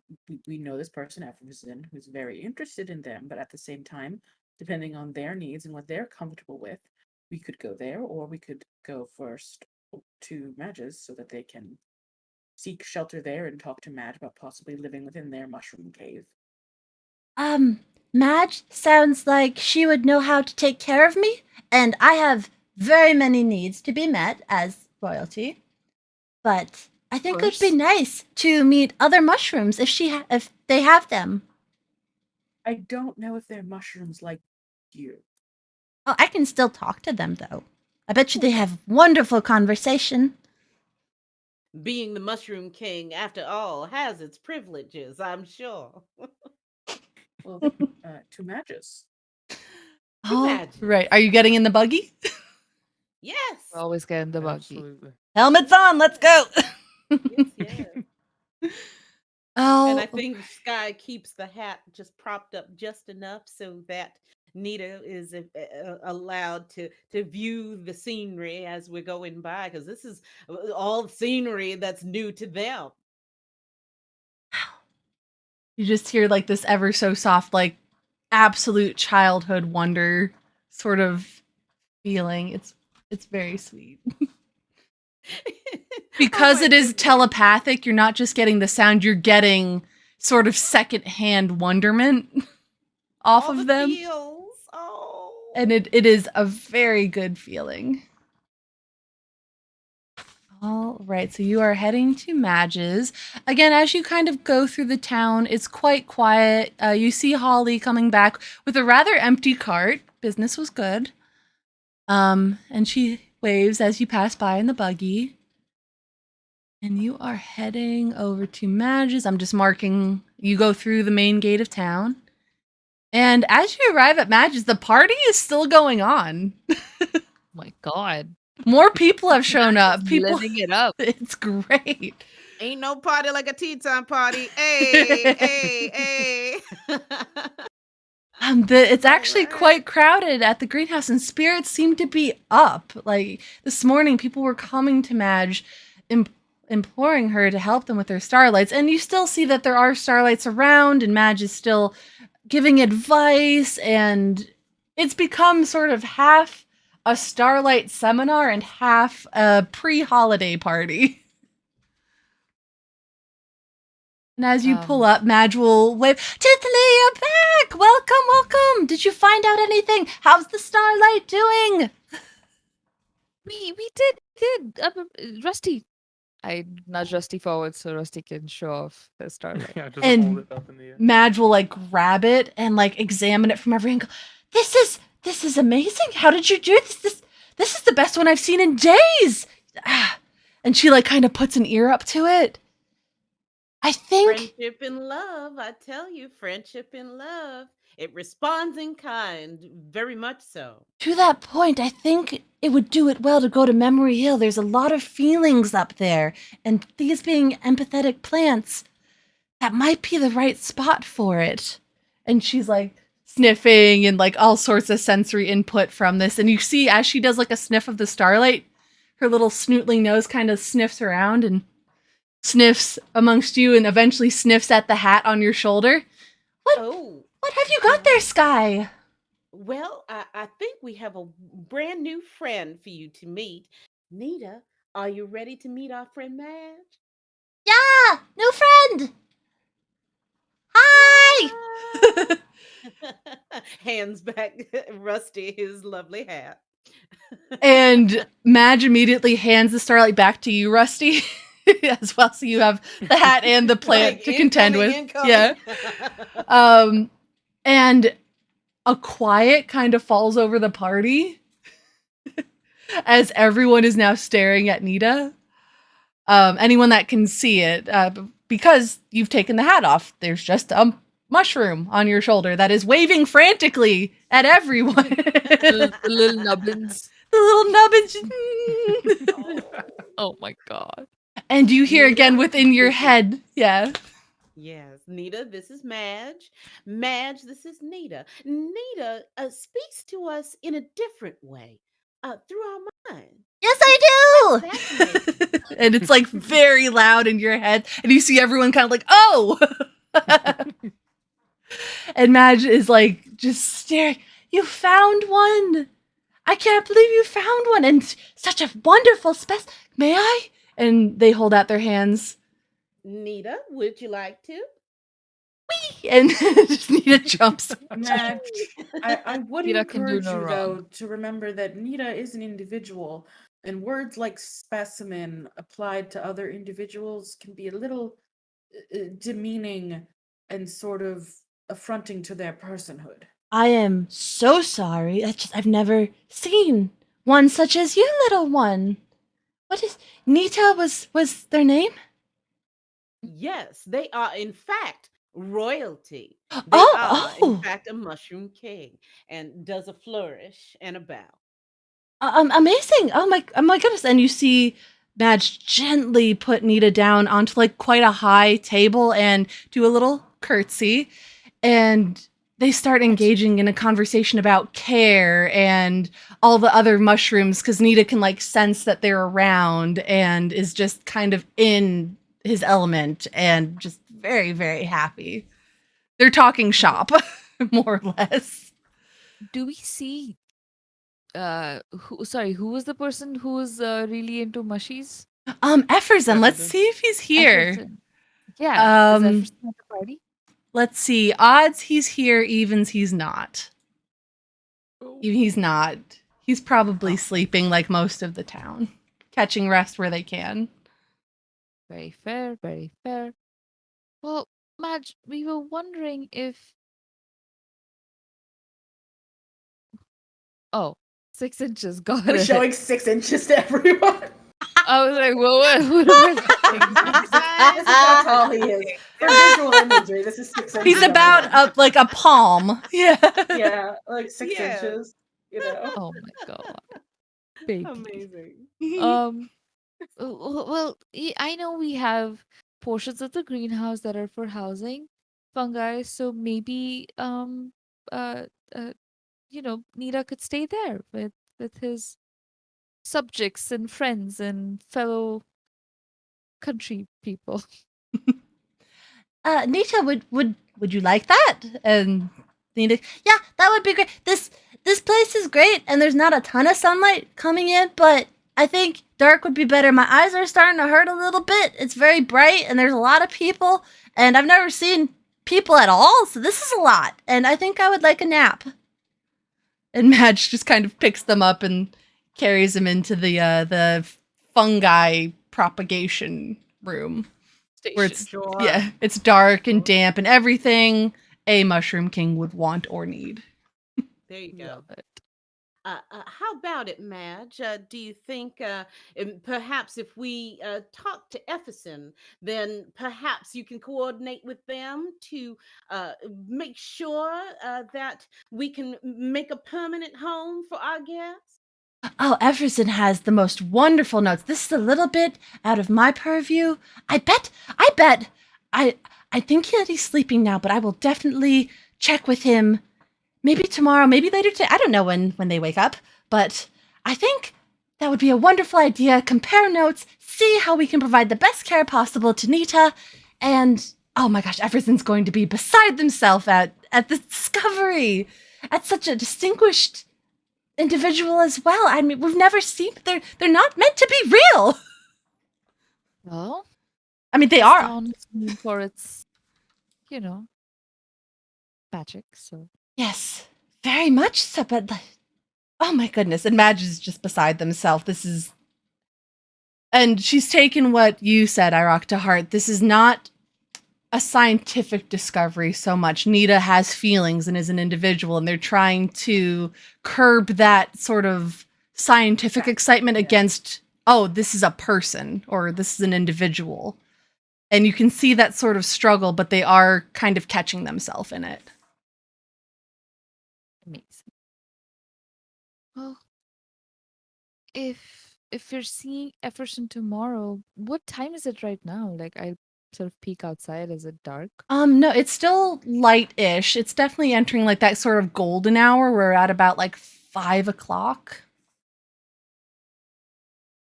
Well, what should we still go around? How are the starlight flowers doing? Well, she said that we should, or they said that we should take Starlight over to Memory Hill. Yes, Hey, I we can. think that's a place of great emotion, and seeing as they seem to be responding to empathetic input, that might be the last little thing it needs to really flourish again. Why don't we pack some of the plants up on the buggy and we can take them up without too much of a hassle? Oh, that would be wonderful. And Madge will hand you a pallet of about 12 Starlight's plants in varying stages of distress, we'll say. Sure. Sure. I think if there's any way, please bear with me, friends, because I'm at a disadvantage. I only still have the mini portion of the PDF that we use for Mm. character creation. But if there is a spell, I know that I have Oh. hustle and I have nudge for my kitchen magic. And if I'm able to use either one of those to try to help soothe the plants, because any type of transportation, especially when a plant is in distress already, can become also an additional stressor. So perhaps with the nudge, for example, just to nudge them to be okay and soothed as we are Hmm. carrying them with us. Little friends, please bear with us. We are trying to get you to a location where we can get you better help. All right, hang in there. And you Just get a little talking bit to of the plant. empathetic feedback from them. You sense that they are distressed, but they feel like they are in good hands. Again, this is all like emotional feedback you're getting. It's not like straight, we feel like we're in good hands. It's a feeling more than anything. They feel I think we hopeful. I think we've seen one fantastic one fantastic creature come to life today. I don't know if we saw an entire palette of Starlight start talking and singing. Oh boy, I think it'd be a different adventure entirely. But Oh, yeah, goodness. great. All right. Oh my. So you pack up the buggy and you are heading up to Memory Hill, which is way over here on the other side of town. Oh, whoa. Okay, yeah. Okay. And you know Memory Hill. You all have lived in Oakbend for enough time to know Memory Hill is a place for contemplation and also is the cemetery for Oakbend.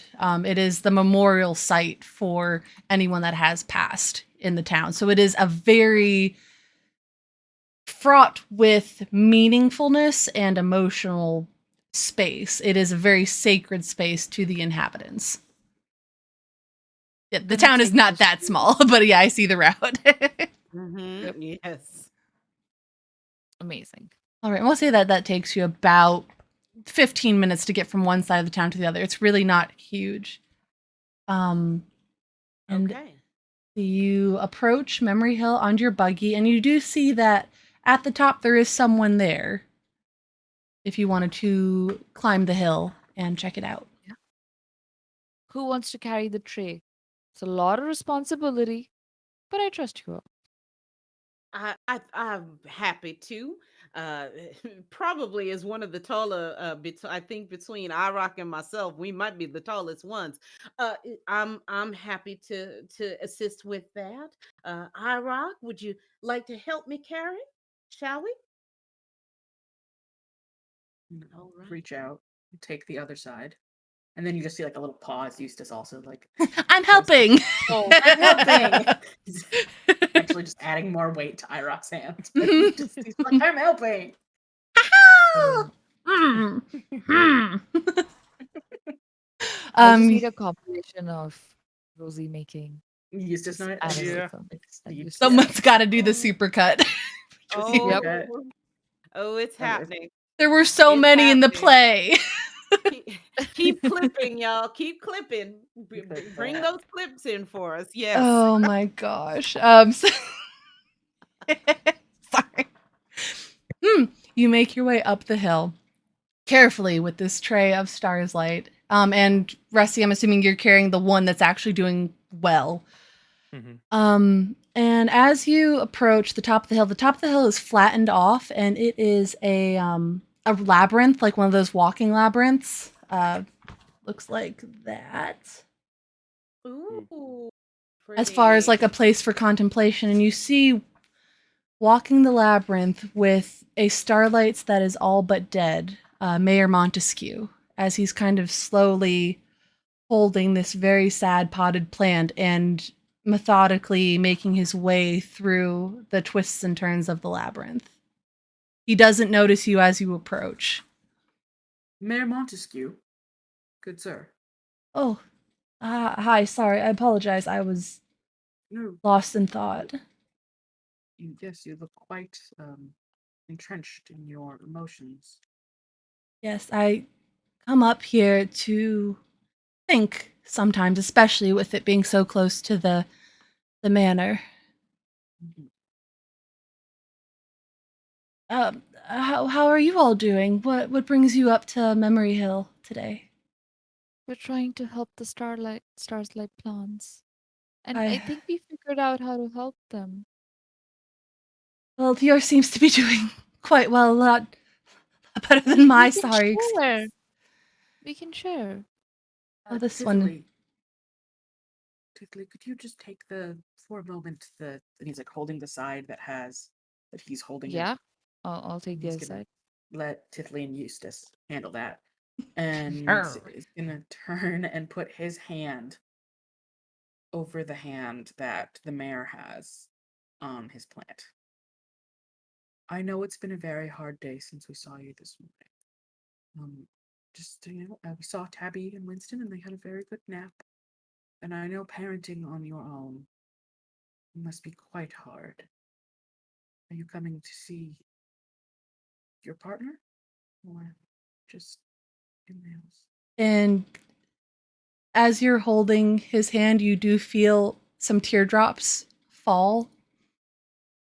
And he looks down at the plate. He's not making eye contact, and he goes, It's been harder than you could ever know. The boys, they deserve to have a mother, and what kind of father am I? What must I have done to drive her away?"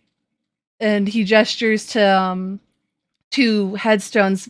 "My mothers were the pinnacle of parenting, and I have failed this whole time with Tabby and Winston. I have not been a good father to them. I have not held up to what my family is Mayor! like." And he actually, like, IROC really tends to be, Yeah. says it, and is like, "I shan't have you, especially in front of your mothers, say such lies. Tabby and Winston are wonderful, lovely, adjusted boys. I should know. They're at my home often, making wages and working and learning and playing, doing many things. Now, what has occurred is unfortunate, and children deserve loving parents. And they have them, though, and that's what you're forgetting. And it is hard, I can't imagine. But you love those boys more than anyone could ever love anyone. I've seen They're in my year of wonderful. career. They're so wonderful. How could their mother have left them? They're perfect. Some people aren't able to open their hearts in a certain way. And it is a sadness and it is a grief. But it is also not on you to try and understand that grief. And at times, perhaps it peeks at your mind and you question, but you should know nothing you have ever done could have made that happen. It is something with their mother that is for her to deal with and handle. What you focus on is how much you love those boys and how much you know they love you. Your mothers would be very proud. You see your words sink in as tears still continue to fall into his star's light, actually taking the remaining petals off with the force that they're coming. And a silence just kind of sweeps over this hilltop as the sun does begin to set and it becomes twilight.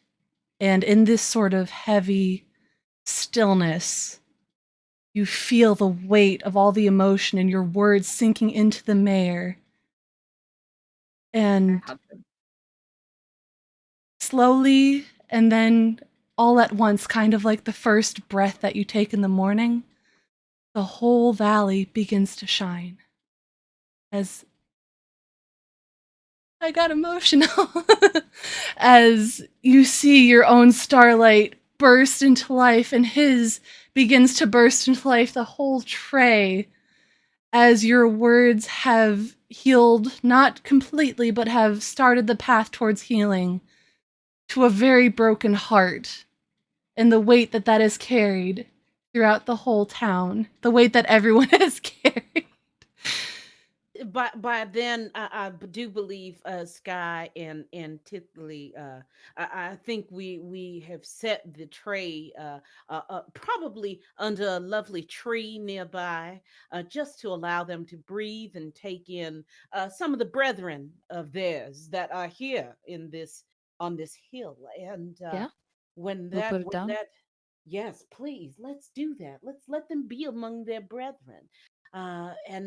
And if we start to see all the shine that's happening, Maya, Maya, like we've been learning throughout all the rest of today. Now it can't be a coincidence, but time and again today alone we have learned you don't need to feel like you're going through something alone. And she goes over to also huddle in and give a hug as well on the other side of the mayor. And he continues to sob, coming to terms with all of these emotions and realizing that he does have support in this town. Being in the leadership position, he felt that he had to do a lot of this alone. And it's been incredibly difficult. And in this moment, he has never felt more supported and more in tune with how he feels. And he just kind of lets it happen as you both hug him, and the star's light that he's holding has sort of shed that shriveled outer layer, and it is new growth. It's small, but it's healthy, and it does look like it will bloom and continue to be a strong plant. And you see, as he kind of looks up, he's rather short, being a hop top himself, but you see reflected in his eyes the town below all lit up, knowing that the way forward is hopeful and that his town and his people and his community will be okay, including himself. And in these last moments that we have, what is everyone's final sort of takeaway as their character looking over the valley as it begins to glow, not just in the town, but beyond yonder pond into the peaks surrounding the town? How are your characters feeling in this moment? Throwing it to Rusty once again. Same statement. Rusty, look, the stars lights. They're starting to shine again.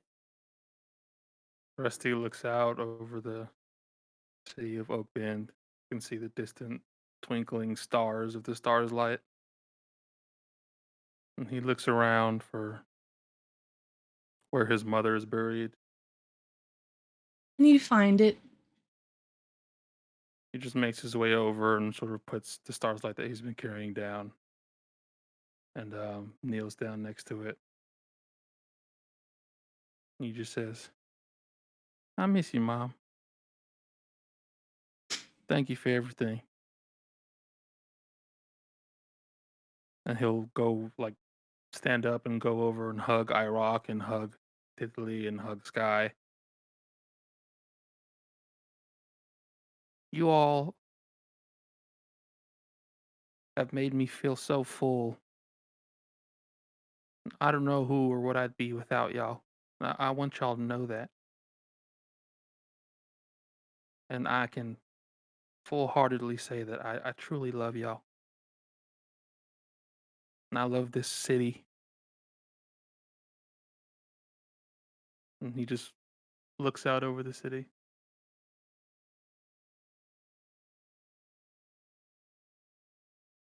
Then That's it. whoever would like to take it next.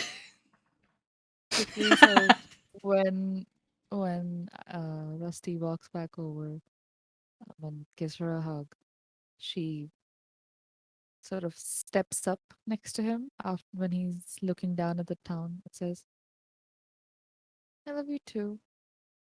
I'm glad we all have each other." And doesn't say much, but sort of like reaches down by one side and takes Rusty's hand in one, then reaches out with the other hand to take Irox's hand in the other, and sort of looks back at Sky and sort of like, you know, tells her to come closer so I can sort of hold on to all of them. Comes right on over. Swoop.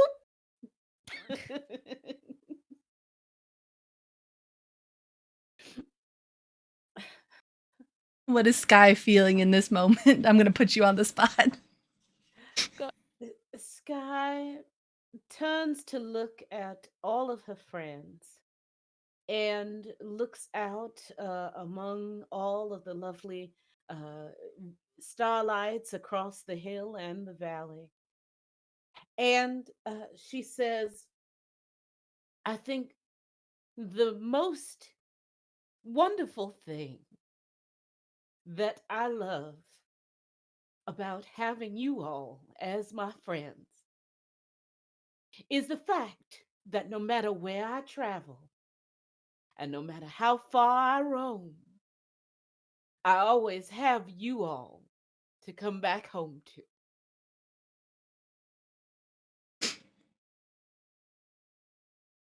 Okay, you know what's coming. Yeah, I think, iRock's there and they're holding hands and they're all just in this space. And he said, I came here a year ago, not knowing anyone, just wandering. But I wanted to find a place where I could make a little bit of home for all those who step in uneven paths, who move between places, and where permanence is simply not on their agenda. I did not expect trying to bring home to others would lead to a situation where I too would find a home. It's not something I've ever really had. We moved quite a bit when I was young. And I am so very thankful to all of you. And he, looks at Tiddly and Sky and Rusty, and then even looks back a turn to where the mayor is perhaps knelt by his parents' grave. And then, of course, he looks to Eustace. Who's completely like And nuzzled up to you. I have found companionship that I never expected in my lifetime. And thank you all for being a friend. Thank you for being a friend. Being a friend, yeah. I was waiting for it. I knew someone was I going to say it. love it. Had to I break up the love crying somehow. Okay. Oh, Yeah. glad I wasn't the Amazing. only one. Okay. And you all share this last quiet moment for That's having perhaps the most restored important way. both the hearts and the starlight of Oakbend, knowing that tomorrow will bring new adventures and new challenges, but for today, you have done a lot of good and will continue to do good in this village with your neighbors and with those that you call friends. That's where we're gonna end it. No. I know. And IROC holds a very successful seminar the next day. Yeah. It's great. Could we do an epilogue? Can we Yes, do an let's do an epilogue. Okay, so it's the next day. Everyone's well rested because they have Stars Light. We're a little bit over time, but we'll just do this quick epilogue. Everyone, the whole town is here for your seminar. Let's quickly go through what you might cover. Holly has provided a wonderful bread pudding at your request. And Yeah. everyone just seems in much better spirits. Yeah. And I think it's all about mental health and mindfulness, that while happy things are good, all these parties and things like that, and celebrating, one must remember to take care of themselves before trying to create extravagant things, and to also, not just put others priorities, because that is what has happened the last few days. Everyone's been so worried about the parties and making everyone else happy and doing all these things, they've forgotten to take care of themselves and have simply run themselves dry. And what we all need is a bit of compassion and empathy, just as the starlight provides compassion and empathy. We can't just ask it of them, we must also give it to ourselves. And there's clapping and Yeah. there's Right. From And like the And to that end, I think Sky, for her part, would be coordinating with IROC and the other inhabitants, uh, putting together a sign-up sheet of sorts for what she would probably call the Friendship Brigade. Because as these past few days have taught us, that feeling, it's very easy to fall into that mistaken thinking that you have to go through things alone. But when you have everyone in the community contributing, helping out, taking turns, as it were, to help each other check in where they may also have expertise or practice at helping certain with certain day-to-day tasks. Perhaps we could kind of it's almost like a neighborhood watch for helping folks take some stress off of their plate, so to speak. of that buddy system. Yes. Tatli has shown up with foraged berries and like little chanterelle mushrooms and whatnot that she took over to Rusty so that Rusty could make something nice with it. And I assume they both sort of like, have joined in together, making sure people are fed and that no one's, being rude to the trees in the park because my eyes hurt everywhere. But yeah. I think Yeah. I think Rusty would after things sort of settle down, he would kind of go back to his home, to a pond that he keeps on his land, and he would just go to one of the largest lily pads that he has on it, and he would just sort of lay down on it and take a nap, put his hat down over his head, and take a rest from the last few weeks, Yeah. week and a half. Just been tiring and draining and mentally exhausting and emotionally draining for him. And now he just wants a nap. Engaging in some self-care. Recognizing when you're tired and taking a break. Looking at a lot of you out there. And I would say, just as one last little epilogue note, you would notice at the seminar, Madge and Efferson kind of excitedly in the back, where Madge has created sort of this dark glass enclosure that has little bits of plant matter and soil and has been fine-tuned to be the right humidity and space for Nita, and has brought this to show to Efferson, and Efferson is just beside themselves with being able to meet their hero, essentially. And it has just opened up a whole new line of communication between Madge, who runs the greenhouse, and Efferson, who runs a vegetarian sausage shop. So it's a match made in heaven as far as a vegetable exchange. But they are absolutely just enamored with Nita, and it is a wonderful thing to see someone share in that delight. And you get that last little wave of secondhand wonderment as Nita is just so excited to see so many people and to feel the absolute radiating hope within this population in this town. And it is good.